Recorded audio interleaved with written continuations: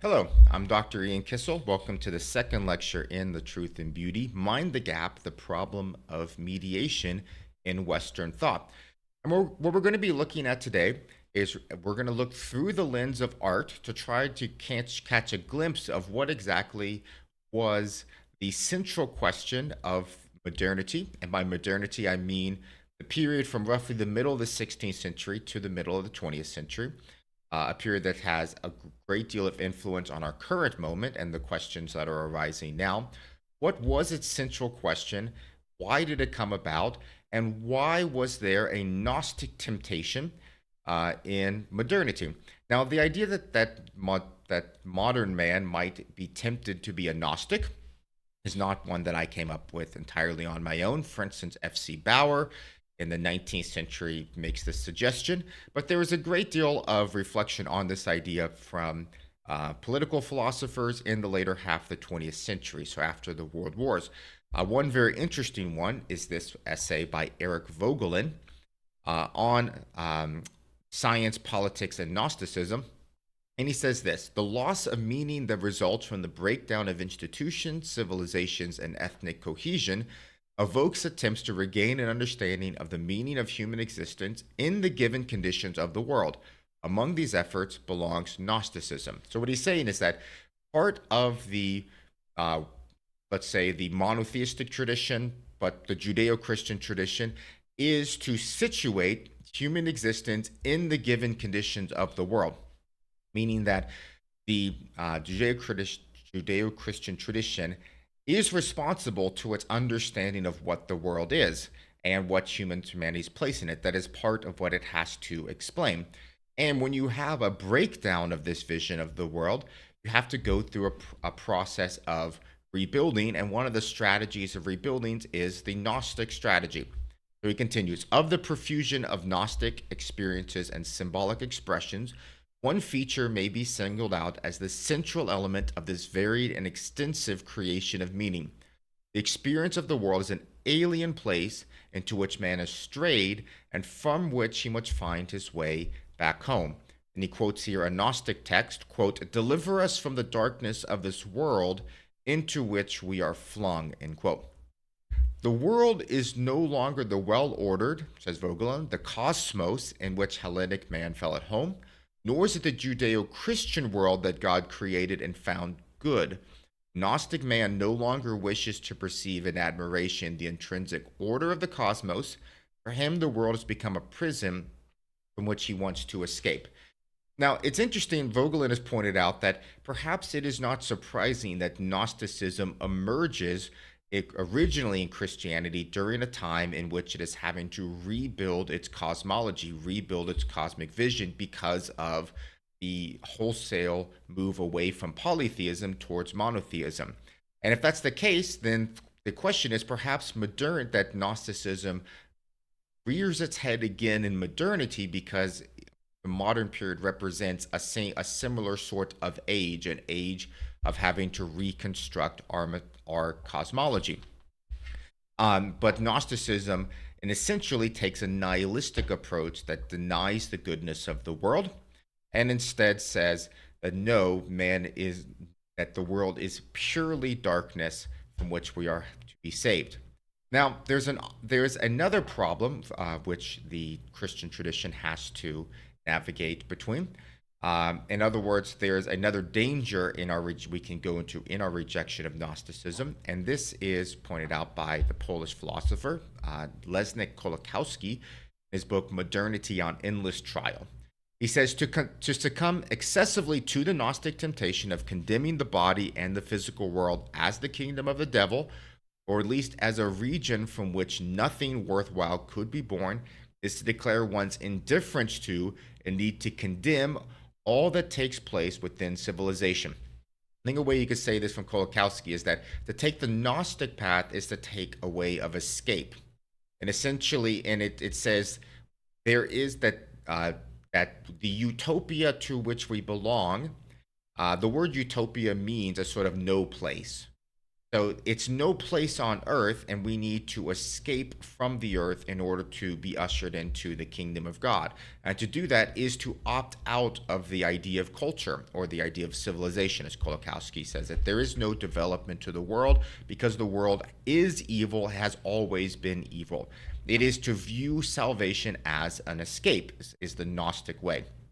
However, Kolakowski continues, it is a temptation that has been very marked throughout the troubled history of Christianity, yet to succumb entirely to the contrary, let us call it, for the sake of simplicity, the pantheist temptation to glorify the world as it is and refuse to acknowledge the inevitability or even the reality of evil, is to kill or weaken the will that is needed to triumph over matter. So, opposite of the vision of the escape is the vision that the world is merely in need of some little improvements, right? That all we need to do is tinker, that we can more or less accept nature as we see it, and with a few tweaks and improvements, we can see that it is actually already the kingdom of God in some sense. And so, these are the two sort of temptations which the Judeo-Christian tradition has to navigate. It cannot merely accept nature as its guiding principle to the good. However, it also cannot reject the goodness of nature because as the good creation of God. Now, underlying these two paths, the way of the Gnostic and the way of the pantheist, is the question of idolatry. And this is a principal question in the Christian tradition just because of how significant the problem of idolatry is in the Old Testament. Clearly, the idea of idolatry is one of the principal ways in which the people of God go wrong. So, what exactly do we mean when we say idolatry? Now, to address this, let's look at a quote from Gregory of Nyssa. Now, Gregory of Nyssa is a 4th century theologian from Cappadocia. He's among 3 theologians which are called the Cappadocians. And the Cappadocians were very influential in our Trinitarian theology and early thought about what it meant to be a person. And Gregory says this: concepts create idols, wonder alone grasps anything. People kill one another over idols. Wonder makes us fall to our knees. Now, if we read this quote, we can begin to create a little bit of an understanding maybe of the sort of Gnostic devolution of the West into totalitarian. That essentially Gnosticism ends in idolatry, and idolatry ends in the form of maybe personality cults, and then that idolatry leads to sort of the fighting and the terrible tragedy of we saw at the end of the modern era.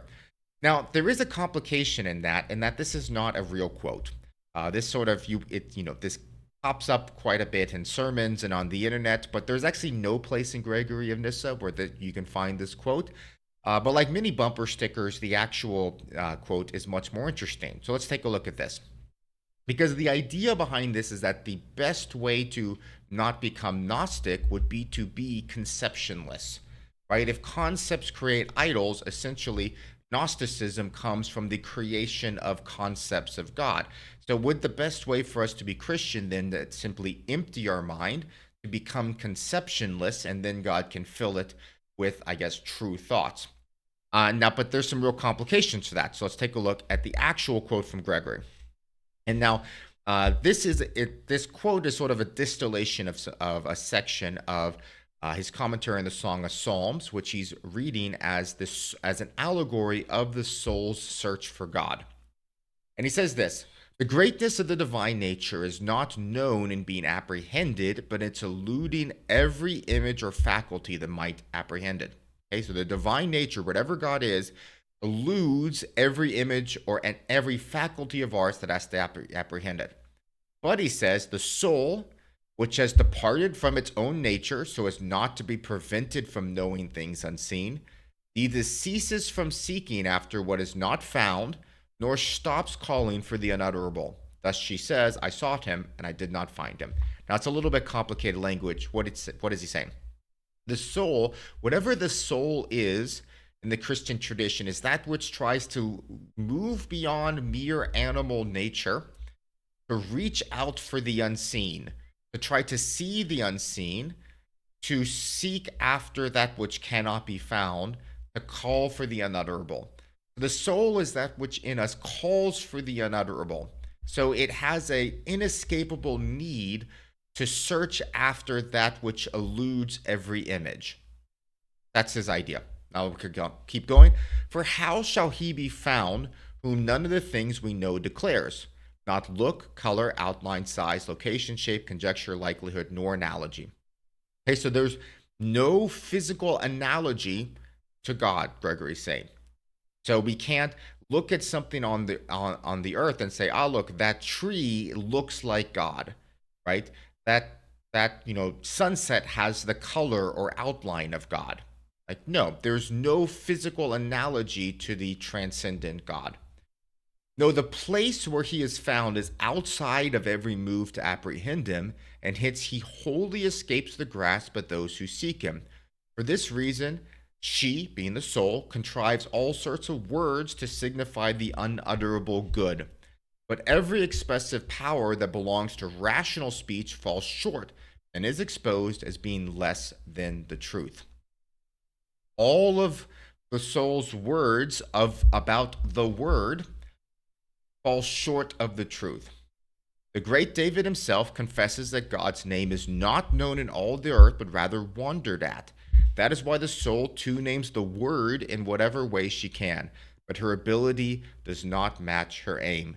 She seeks more than she is capable of, nor indeed is she able to want all that God is, but only as much as her faculty of choice can intend. Since then the one called upon is beyond the reach of the caller's desire, she said, I called upon him, but he did not answer me. So this adds a little bit of flavor to our idea of concepts create idols, wonder alone grasps anything. The idea is that we cannot escape concepts of God. It is an inevitable part of our finite soul seeking after the infinite God, and to attempt to be conceptless is merely to stop our search for God, which is not what we want. But our concepts can devolve into idolatry when we think that our words have grasped the word. And then when we don't understand that we seek more than we are capable of. So it would be better to say, I think the slogan might be better, concepts can devolve into idols. That is a temptation of the Christian way of seeking after God, let's say, is that we need concepts, but they can devolve into idolatry. And this again is the question of we have to create images of God from the material world. However, we have to understand that those images both inform and are possibly given to idolatry. So this introduces a question of the importance of models in the way that the human brain works. And an interesting way to enter into this discussion is just through the realm of mathematics. So in a former life, I was a chemist, or trained as a chemist at least. And so the way that you work if you're trying to make a scientific model is that you do experiments. And then you take those experiments and you put that data on a chart. And then you try to find a best fit equation that models all of that individual data. And the interesting thing about equations is that they are generalizations. It does not pass through every single line of your experimental data. An equation is not strictly a description of your data, of your experiences, let's say, but it rather is an equation which generalizes your experiences into a mathematical equation. Well, and what's the good in that? The good is that once you have an equation, you can then create a model. And once you have a model, you have a way of making predictions, and you've taken what might look like random data points, an unexplainable system, and you've created something that is now understandable. You can do something with. You can test it, you can improve it, and you can make predictions off of it. And one of the great advances of the scientific revolution in the modern period was to find that the world is incredibly complex, but oftentimes it can be modeled by very, very simple equations. So for instance, in this room are quadrillions and quadrillions of gas molecules. And gas molecules are very, very difficult to describe because they have a lot of energy and they're moving around and vibrating and oscillating and they crash into each other. They're very, very difficult. If I had to give a description of every single atom in this room, it would take me a very, very long time. However, it turns out that the behavior of all of that chaos combines to a very simple model, which is the ideal gas law, with PV equals nRT. PV equals nRT, which is a very, very simple equation which models an immensely complex system. And so, in a sense, we were able to learn about our world by creation of a model. A model helps us to understand the world, but they are always generalizations. Now, it turns out that the use of models is not just useful in the scientific realm, it is also essential to understanding human cultures, human language, and our sense of the self. So, our language exists in order to represent our experience. But you can think of your experience on two planes. One is, let's say, a descriptive, which is where you just describe your experiences. For instance, I say, I have a cup on the table, right? That is me describing my current experience, and I've used language to represent that and communicate it to you. Now you know I have a cup on our table. But we have a level of language that is also, we could call it meta empirical or meta experiential, meta descriptive. And that is not descriptions of our experience, but our reflections upon our descriptions of experience. So, for instance, meta empirical language might be when something happens and you ask the question, is that just? Is it just?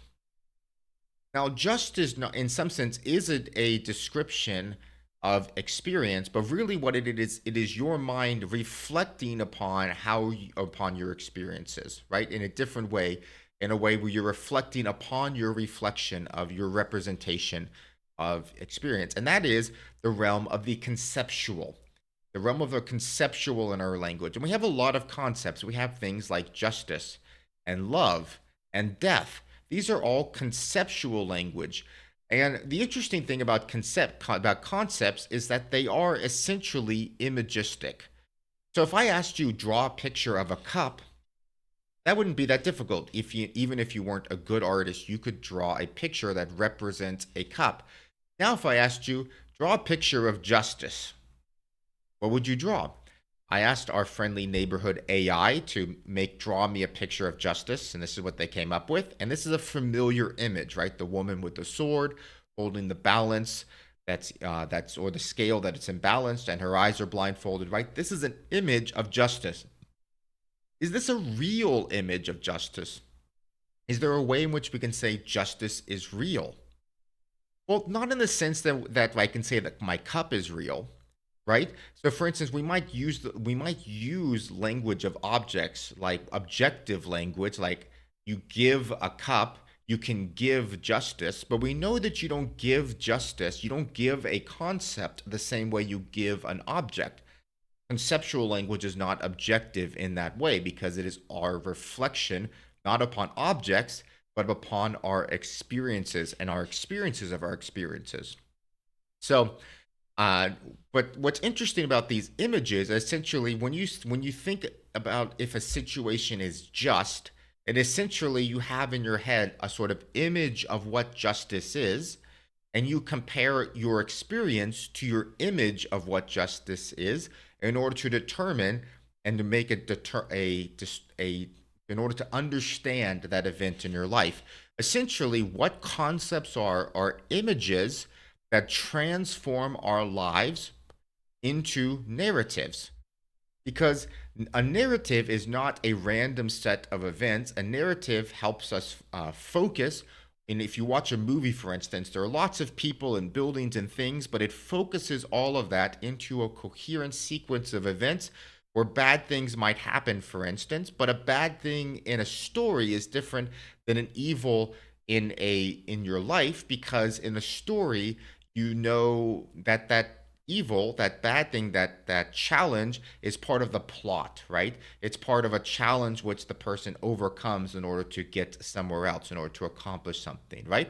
And so essentially concepts in our language are images which help transform our lives into narratives, into stories which we can then see the world and help us to understand what is going on. Now, one of the interesting things about these images, though, is that they are largely unconscious. In other words, you can draw a picture of justice, but you would have to think about it, and you would probably have to do it multiple times before you came up with an image that you felt really encapsulated justice. This is a point made by Henri Poincaré, who was a mathematician in the early part of the 20th century. He did a lot of great work on mathematical modeling.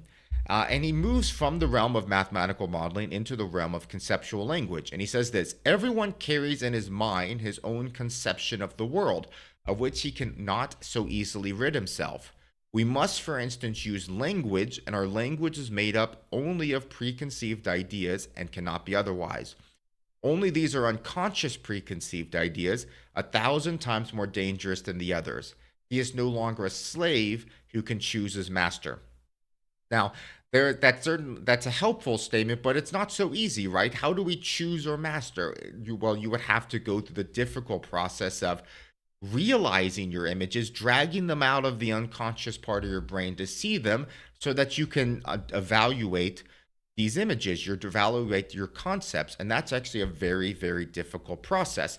A similar point is made by T.S. Eliot that I think that connects this idea of what I'm calling a conceptual world. Now, the reason I'm calling a conceptual world is to show that our concepts are a two-way street.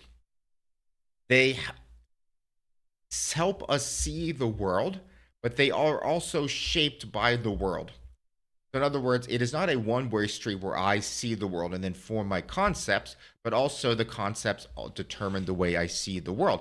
And T.S. Eliot, in his notes towards the definition of culture, notes how a culture is, in a sense, a shared conceptual world. All of us have images which transform our lives into narratives, and in a sense, each of our conceptual worlds conglomerates into a shared conceptual world with our communities, and you can view communities at different levels, right?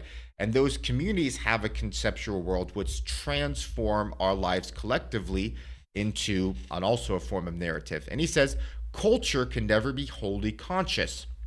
There is always more to it than we are conscious of, and it cannot be planned because also the unconscious background of all of our planning. And this idea helps us understand the value of the arts, because one of the points of the arts is to pull out the images and sort of hold them up to the light and to do a sort of twofold evaluation. First of all, to ask, is this a good representation of our conceptual world? But then also, once, if you decide that it's a good representation of our conceptual world, you can begin to poke at it and say, is it true? Right? And this is what the arts does. But because also most of our culture, most of our conceptual worlds are unconscious, the arts also gives us a way to gather the conceptual worlds of the that we live in or from times past. So we're not always aware of what these images are, that culture lets us, in a sense, pass on our conceptual world from generation to generation without having to do it all consciously, because we can't do it all consciously. We have to look to the arts in some sense to pass on our conceptual worlds. Now, so we're going to take a look at the Christian conceptual world of the cosmos.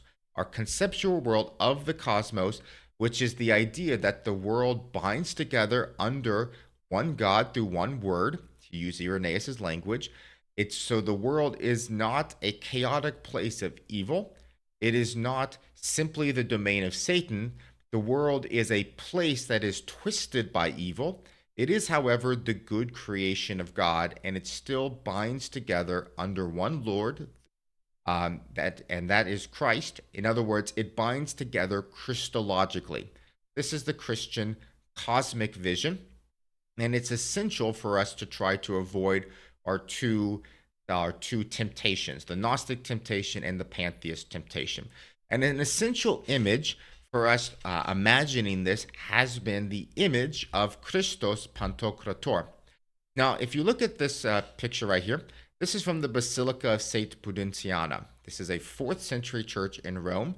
And rather, the church is older, but it contains elements from the 4th century. This is not one of the really popular churches to go and visit in Rome. I do recommend it if you ever go and visit because it has this really great 4th century mural. And take a look at this mural. This is in the apse above the altar. An apse is the sort of semicircular part that's in the back of the church, normally right above where the priest would stand. And in the middle of this mosaic, you see Christ, and there's 3 particular elements that I want you to notice. Christ holds the gospel, and he has his hand extended out in a blessing, and he has the halo around his head. Of course, all depictions of Christ in Christian art tend to have a halo around his head for the first up through the modern period. But in particular, you see these 2 elements, holding the gospel and extending out and blessing. And this is a vision of Christ, which came to be known as Christos Pantokrator. Pan, from the Greek word all, kratos, to rule, Christ, the ruler of all. And if you look here, Christ, above Christ are the 4 beasts from Ezekiel's vision, which represent the cherubim. So you have the heavenly realm. And then next to him are the 12 apostles. So Christ sort of is here binding together heaven and earth through the mission of the church, right? Christ sits in the middle between heaven and earth, and in a sense is gathering those together through the ministry of the apostolic vision. Okay, this is the idea that's going to develop into a very codified vision of Christos Pantokrator. And here are 2 more examples of this. On the left is one of the oldest paintings we have of this. This is from St. Catherine's Monastery in Sinai. This is a 6th century painting, and there you see it's Christ. He has his hand in blessing. He's holding the Gospels. And to the left of it is the Svetiskveli Cathedral in Georgia. This is an 11th century, very large version of Christos Pantokrator. And again, you see he's holding the Gospels, has his hand in blessing.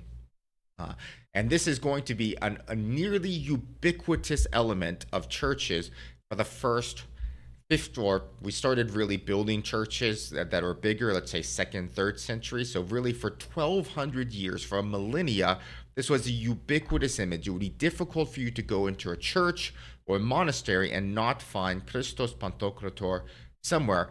But it gets a special, let's say a special expression in the cathedral.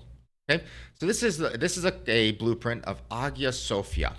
Hagia Sophia, which was finished in 537 AD in Constantinople.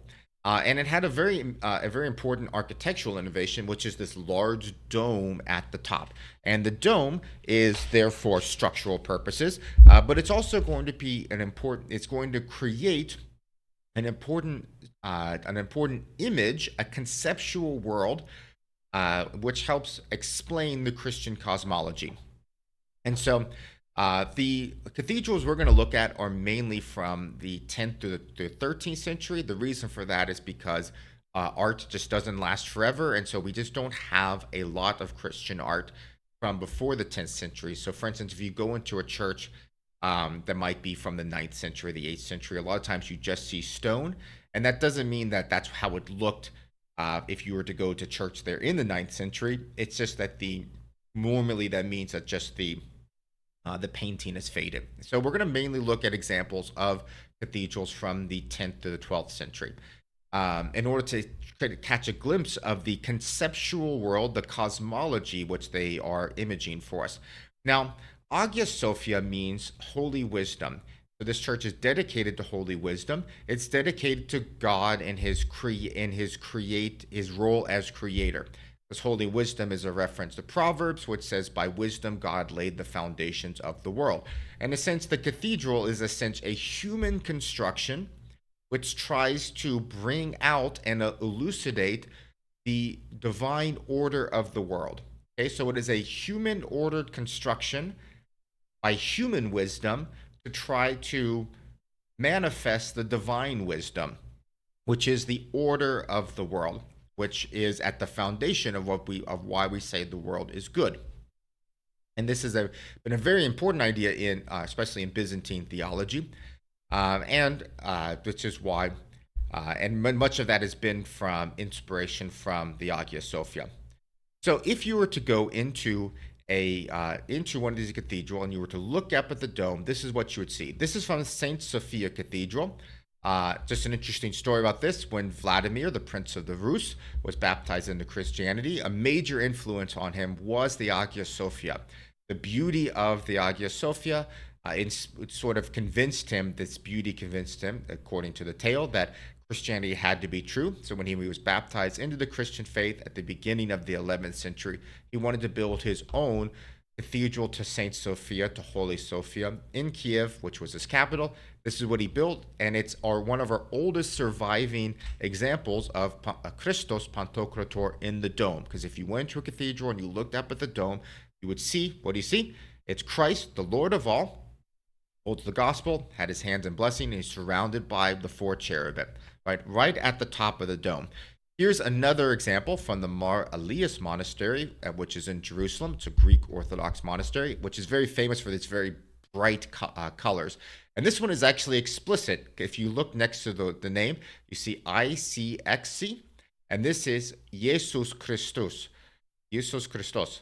And underneath that it says, O Pantocrator, Jesus Christ, the Lord of all, right at the top of the dome. So at the top post, the sort of dome that holds everything together, the dome which holds the structure together, is what? Christ, the Lord of all. And it's important to think that the church, right? The church is a building which architecturally is made to represent the people of God.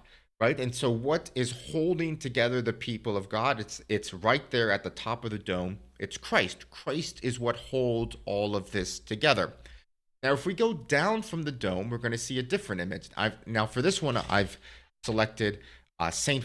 Apollo's Monastery. This is a 6th century painting in Egypt. This is a Coptic Orthodox painting.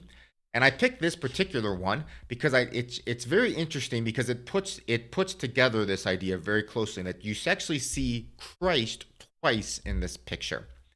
At the top, you have Christos Pantocrator, surrounded by the 4 cherubim. And then below that, you have the heavenly realm where you actually see Christ again. Christ is actually now a child being held in the arms of Mary. And Mary is surrounded by the 12 apostles. Now, I noted that in early Christian art, sort of pre-modern Christian art, Mary represents the church in its most elevated status. The idea is that Mary, when she says, "Be it unto me according to your word," she becomes a part of bringing about the presence of God on earth in the incarnation. So she is elevated to sort of represent this, let's say, the journey of the people of God, that if we humbly submit ourselves to God, we can be a part of bringing about the presence of God on earth, and then God elevates us. This is sort of the idea. This is part of the symbolism of Mary. And so Mary here, with Christ and the 12 apostles, represents the church, but not the church in the sort of the building sense. This is the church in the heavenly realm, the heavenly church. And you see there's a very distinct difference. So the church is not Christ, but this is sort of Christ made known in the church, elevated up to the heavenly realm. Okay, so we see very clearly these 2 levels. Now, if we go down another level, this is the Oktala Monastery in Armenia, and I chose this one partly just to show how art tends to fade. So this one's in the process of restoration, so you can see what happens over the centuries and how these frescoes fade. But if you notice, this has aligned pictures of the saints, right? So this is sort of the level below the church in its most heavenly sense, but this is still, it's an elevated. These are people whose lives we sort of lift up as of particular importance. They're not the apostles, but they are saints which we have venerated. So you have very clearly here 3 levels, from Christ in the dome, the highest heavenly realm, to the elevated heavenly realm below that. And then if you look at the floor, what would you see? The floor is the mundane world. You don't see lives of the saints, for instance, in the floor. You don't see paintings of Christ in the floor. What would you see? It's normal. Sometimes it's just mosaics, but if you saw any depiction, it might be something like this. Images from history. This is the mosaic floor of the Duomo di Siena, which is the cathedral in Siena. If you go to Italy, I really recommend going to Siena. This is a beautiful church. And this is it's a really great mosaic because it has parts that depict nature and parts that depict history. The floor as a mosaic depicts the mundane world. Or, for instance, this is the Armenian Chapel of St. Helena, which is in Jerusalem. It's a 12th century mosaic, which just has churches and images from around Armenia. So, what happens? So, you walk into the church, and if you start at the bottom and you lift up your eyes, you see the mundane world, and then the saints, and then the heavenly realms, all the way up to the dome where you see Christ, the Lord of all, Christos Pantokrator, that holds it all together, right? This is a coherent cosmology that binds the lowest earth to the highest heavens, right? It binds all of it together in the wisdom of God. It is a visual conceptual world which shows who you are in this sort of in the space between heaven and earth that situates you in a cosmology. Now, we've been looking mainly at Eastern cathedrals because they have a very visual way of depicting this. But if you turn and look at Gothic cathedrals in the West, you will see a similar idea. That I would say you would see a distinctly different conceptual world, but it's one that is recognizable all as the same conceptual world. So we'll take a look at these two from Saint-Chapelle in Paris. This is a 13th century Gothic church. And you'll notice that you still have, for instance, like if you look at the lower level, you still have statues of saints. In the stained glass, you have pictures of the lives of the saints. So you still have all of the same levels. A lot of the sense of moving up to heaven, though, is created by light, and it's created by these large stained glass windows. But together with the height of the cathedrals, created this idea of sort of as you lift your eyes up, you feel like you're entering into the realm of the heavenlies. And in the Western tradition, song has also been, and music has been an interesting way that sort of depicts the sort of heavenly atmosphere of cathedrals. And so let's say a distinct conceptual world we see in Western Gothic cathedrals, but still recognizably the same thing, right? The levels that binds the mundane all the way up to all under Christ. And of course, you would see while Christos Pantokrator is not always in the dome because Gothic cathedrals don't always have domes, it's still normally at the highest place. Now, one quick interesting idea about how Gothic cathedrals started creating the image of the heavenly realm and light is just interesting because at the beginning of the Gothic period in the 12th century, you have some architectural innovations around arches and buttresses. So, of course, a famous example is the Notre Dame, which is perhaps our first Gothic cathedral, one of the first, certainly.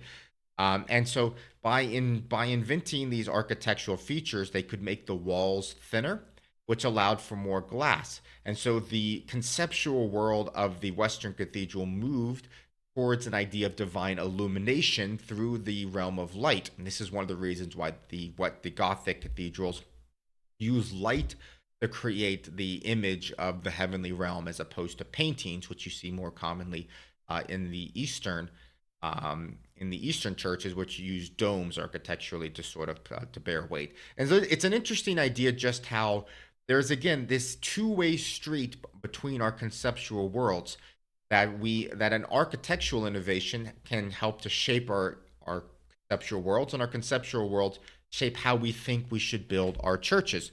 But overall, you have in these great cathedrals, especially those that are being built 10th through the 14th century, 15th century, is essentially a coherent vision for what the world is.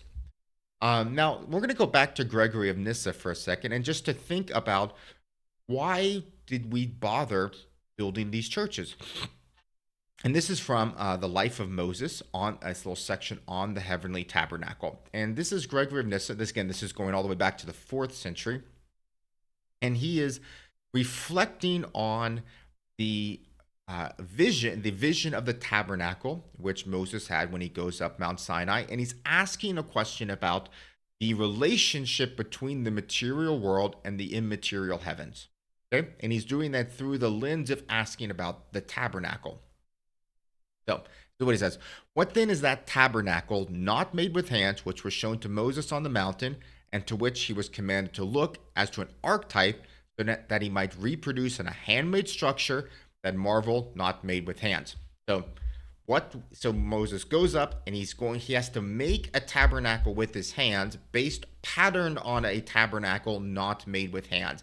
He has to make a material tabernacle, which is to image an immaterial tabernacle. Of what things not made with hands are these an imitation? And what benefit does the material imitation of those things Moses saw convey to those who look at it? So the idea is, well, did he go up and essentially that he measured, there's a tabernacle in heaven, and he measures the thing and he writes down what all the cloth is, and he comes down and he repeats it. And Gregory said, no, that's not it. It's not that there's a tabernacle in heaven. Whatever the heavenly tabernacle is immaterial. Moses builds a material imitation of an immaterial thing, and he asks, what's the benefit of doing that? Why do that? He says the tabernacle would be Christ, who is the power and wisdom of God, who in his known nature was not made with hands, yet capable of being made when it became necessary for this tabernacle to be erected among us. Thus, the same tabernacle is in a way both unfashioned and fashioned, uncreated and pre-existent, but created and having received this material composition. But if we name such a God tabernacle, the person who loves Christ should not be disturbed at all on the grounds that the suggestion involved in the phrase diminishes the magnificence of the nature of God. Okay? Tabernacling, materially imaging Christ in the tabernacle does not diminish the magnificence of the nature of God, says Gregory. For neither is any other name worthy of the nature thus signified, but all names have fallen equally short of accurate description, both those recognized as insignificant as well as those by which some great insight is indicated. So it's saying it's not a diminishment of God's glory to make a tabernacle which images the immaterial heavenly one, but we have to recognize that it does not capture God, but it is possible that, as he says, some great insight is indicated in it. Okay? And so this, I think, is a pattern for us understanding how we build out symbolic worlds, conceptual worlds, but we have to understand that they are capable of idolatry in that they might tell us the wrong things about God, but they are also capable of being very insightful to us. And this is why the Christian tradition has largely gone about these building projects like building cathedrals and making music and writing literature and such, in a sense to materialize the immaterial in a way to provide insight. Now, this vision, this cathedral vision, which we've been talking about, did not emerge out of nowhere. This is a engraving from 1579 of the Scala Naturae, the chain of being, it's sometimes called. And so, if you look at this engraving, you have at the bottom Satan and the demons in hell, and then above that you have the earthly realm. So you have the trees, and then the animals, and then there's various layers of animals, and then you have humans, and then the angels, and then God at the top, surrounded by his angels. And there is a chain which binds all of them together. And this shows, and that chain doesn't go down to hell. In some sense, hell is that which is separated from the chain of being. Very interesting. This is, in a sense, the idea that God, of envisioning how God holds all things together. That in a sense that everything is held together under God, not because there is an ontological similarity between creation and the uncreated, right? This is what Gregory is saying, right? The tabernacle, whatever heaven is, it's immaterial. So there's not a ontological similarity. However, there is something that binds everything together into under one sort of chain of being which derives from God. And you can see how the cathedral is sort of replicating this vision. And this has been said to be a very medieval vision, in particular, this particular painting, because it's sort of the idea that the way that you manifest the glory, the goodness of creation, is by setting things in their proper order. If you can figure out the hierarchies of the world and set things into their proper order, into their proper hierarchies, if you make the proper distinctions between things, then what emerges is the goodness of creation.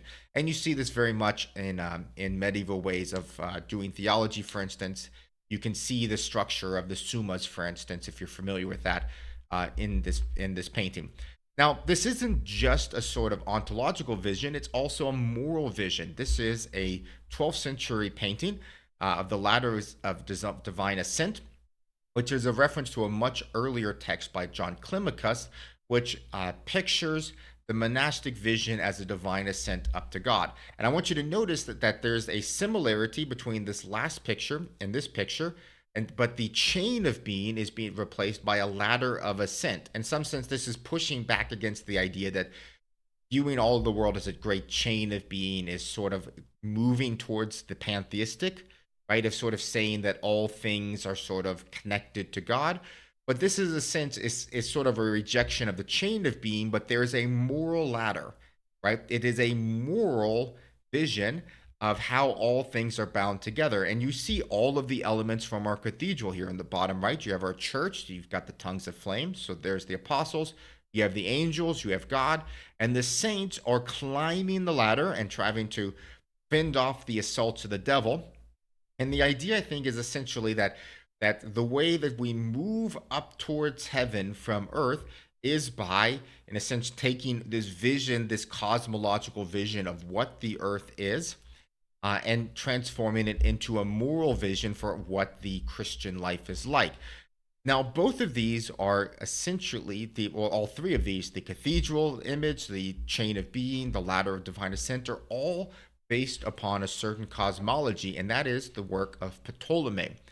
Now, it's commonly misunderstood that the ancients believed that the earth was at the center of the universe based on simple casual observation. That's not true. There was a large discussion in classic Greek philosophy about the astronomy. Astronomy was obviously a huge part of classical Greek education. And Pythagoras, for instance, of our famous theorem, believed that the earth was not, that the earth moved. But through a lot of experiments, in general, the conclusion that the model that best made sense of all of the experimental data was a model where the earth was stationary in the middle of the universe and the heavens rotated around it. And this was developed over centuries and finally codified in the 2nd century with Ptolemy, who was an Alexandrian mathematician and astronomer who codified the idea of the 7 levels of heaven. So if you look at this is depicts it where you have the earth and the 4 elements at the center, and then you have the levels of heaven. So the level of the moon, Mercury, Venus, the sun, all of these are moving. At the very outskirts of that, you have the stationary stars, the motionless stars. And then outside of that, you have the empire of heaven, the habitat of God and of all the saints, is what's written there in Latin. Now, what's interesting is this illustration is actually taken from a copy of Dante's Inferno, which is a late medieval text, which in a sense gives a spiritual vision of salvation history, but the entire vision of the levels of heaven and then the levels of hell is predicated on a cosmology, Ptolemaic cosmology. In a sense, how we see the world blended together into this entire vision, which affected our vision of how we built our churches, the ladder of divine ascent, and essentially all these things blend together into a comprehensive image, a conceptual world by which we understand ourselves and ourselves as part of God's story. Now, there's an interesting idea about how this let's say this ladder of ascent reflects upon the position of the human being and how anthropology factors into our cosmology. So this is a little passage from Saadia Gaon, who wrote a book in the 10th century in Baghdad called the Book of Beliefs and Opinions, Gaon was a Jewish theologian.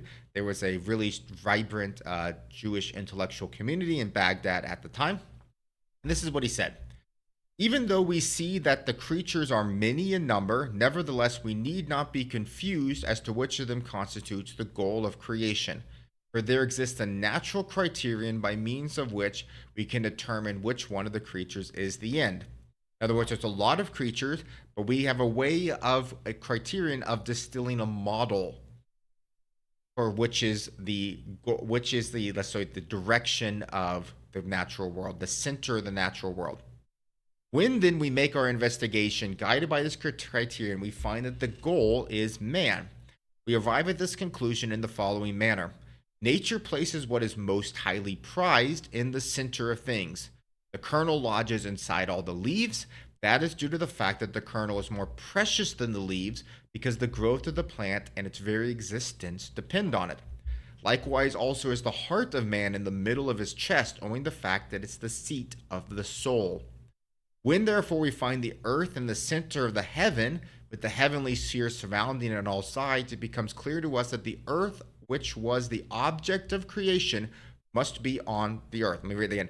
That the object of creation, the chief end of creation, must be on the earth because it's at the center.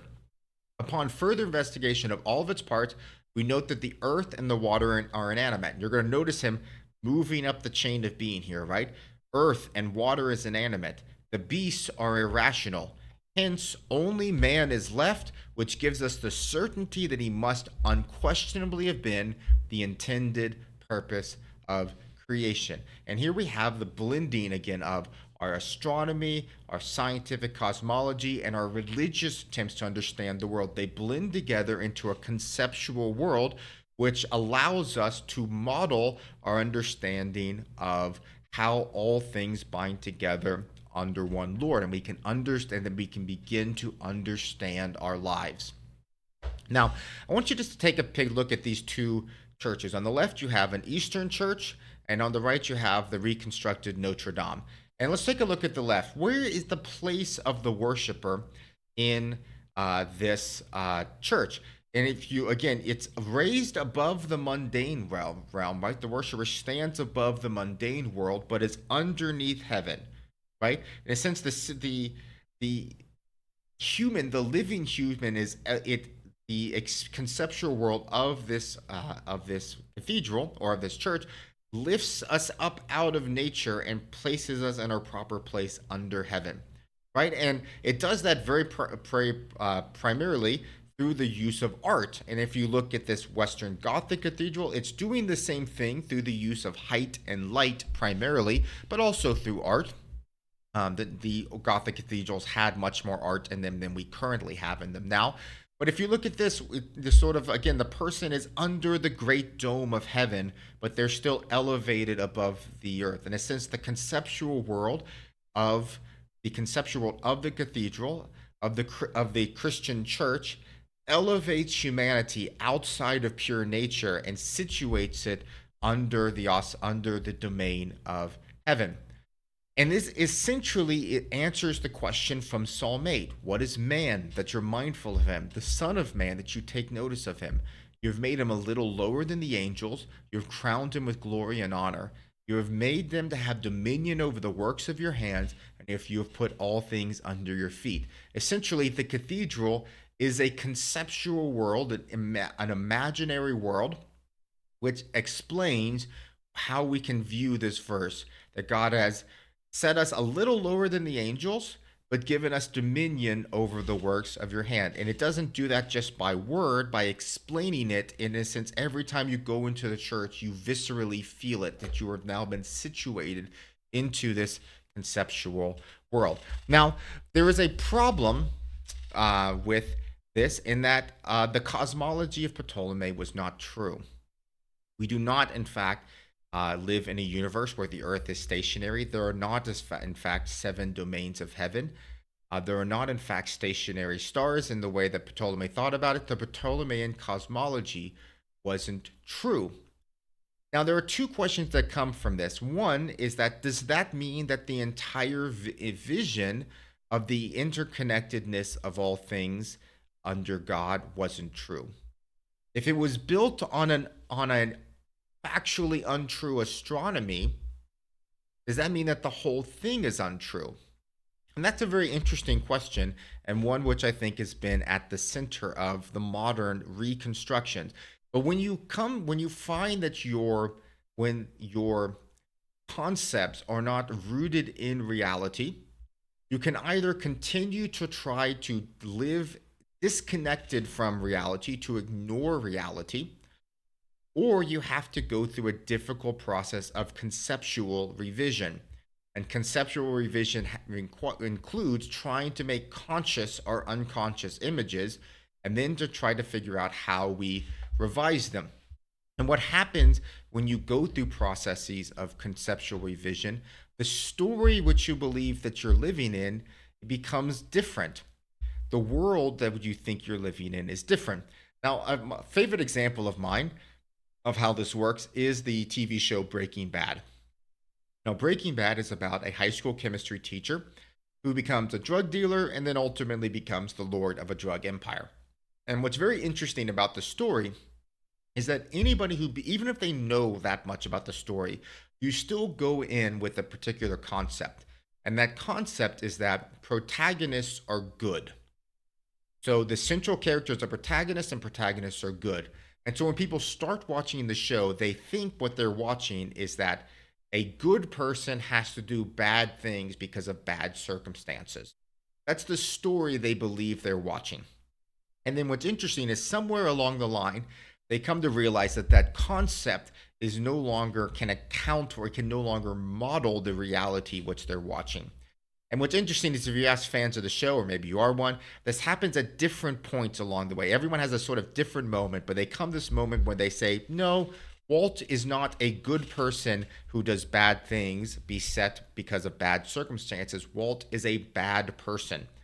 He always was a bad person. And when that happens, it doesn't just change how you view the story from then on. It completely reorients the entire way you have seen the story that you are living in. In a sense, it takes the characters out and puts them into an entirely new story, which is very disruptive because it changes not just the world you're living in now, but everything you've ever seen.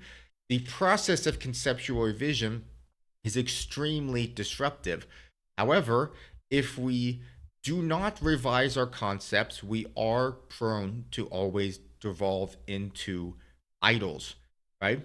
Into idols, because we are now valuing our concepts over reality. We're valuing our visions of the world as they are over the truth.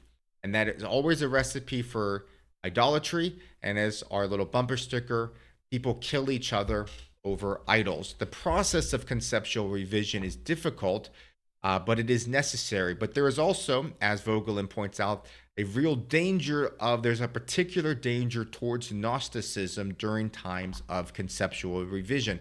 Because one way you can solve the problem is just to say, well, all of these things are just bad.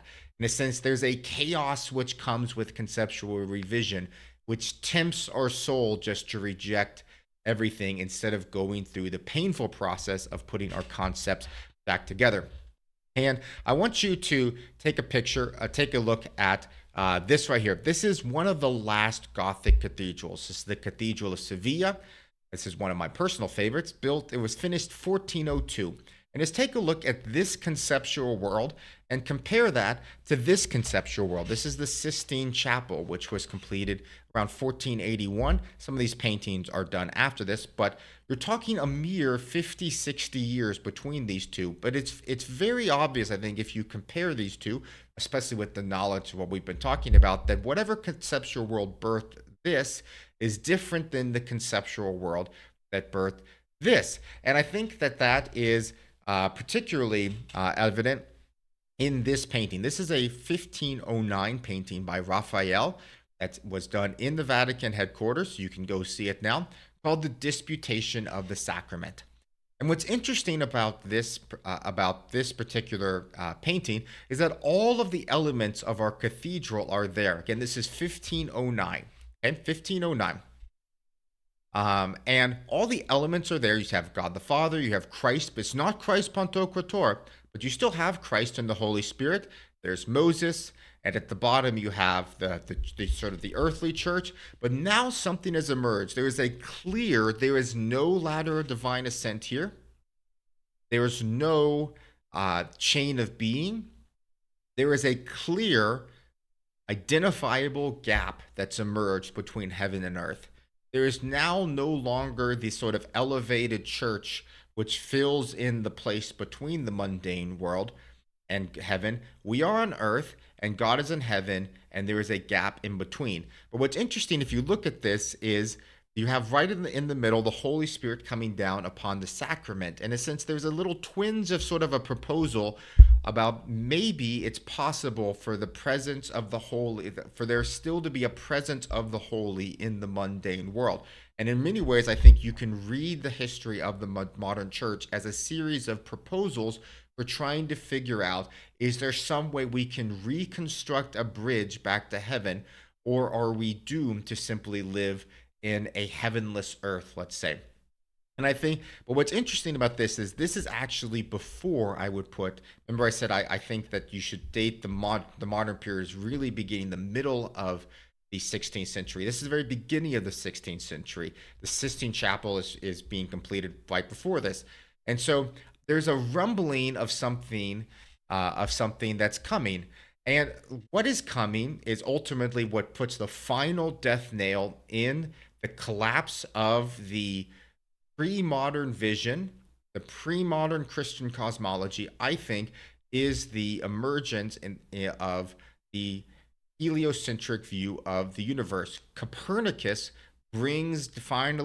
is Samson, let's say, that pulls down the pillar that brings down the house. The house had been crumbling, but it was with Copernicus that it finally comes crashing down in 1543 when he publishes On the Revolutions of the Heavenly Spheres. Now, it is common to sort of criticize the Catholic Church for not being a fan of Copernicus's work by saying that this is just indicative that all religious institutions are resistant to scientific discoveries. And that's not really fair, because Copernicus wasn't just suggesting a scientific discovery, he was suggesting a complete revolution in our entire cosmology, which had stood for 1,300 years.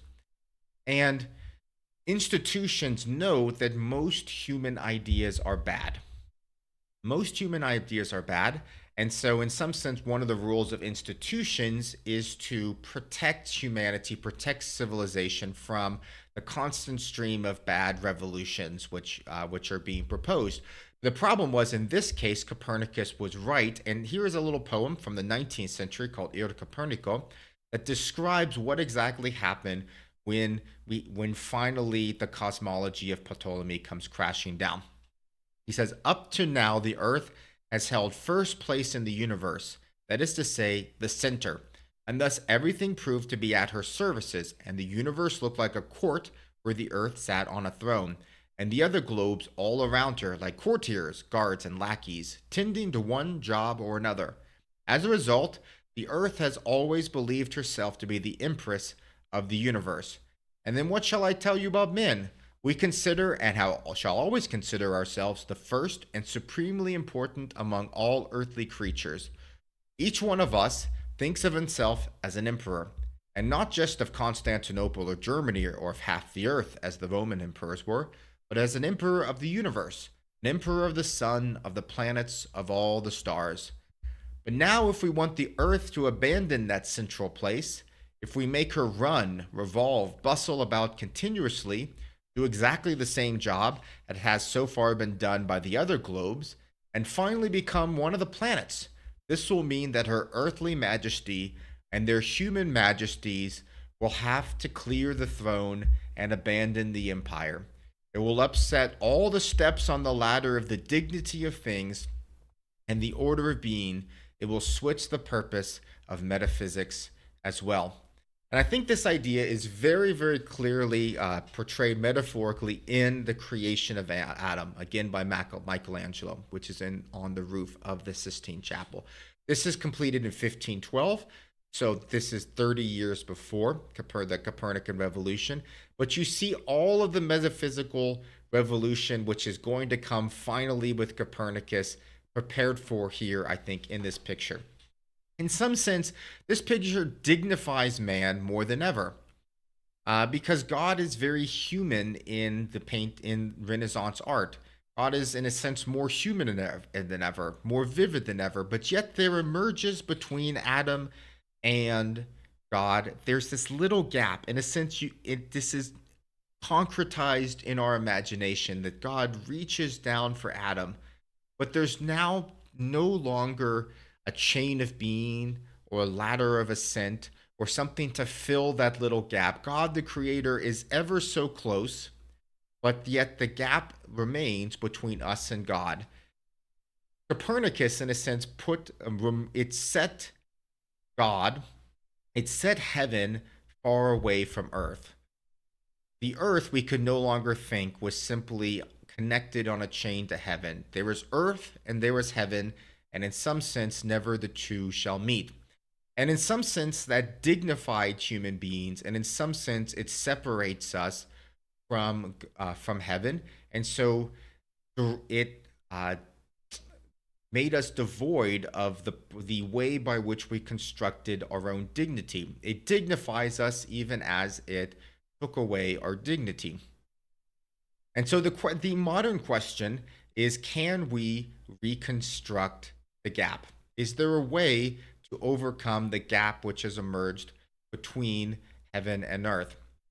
Or is our job simply to escape out of earth up to the dignity of heaven? Is there a way out of earth into heaven? Or is there a way we can reimagine, reconceptualize the goodness of creation? Is God far from us? I think that is a central question of the modern period. It's a central question in the Reformation. It helps to explain, for instance, why there are so many debates over the Eucharist, for instance. It was not merely a debate about the legacy of Aristotelian philosophy, but it was rather, you could see the modern period as a series of proposals of asking the question, is the material world patterned after an immaterial good? Is it patterned after an immaterial good? And is there a way that we can reconstruct the presence of God?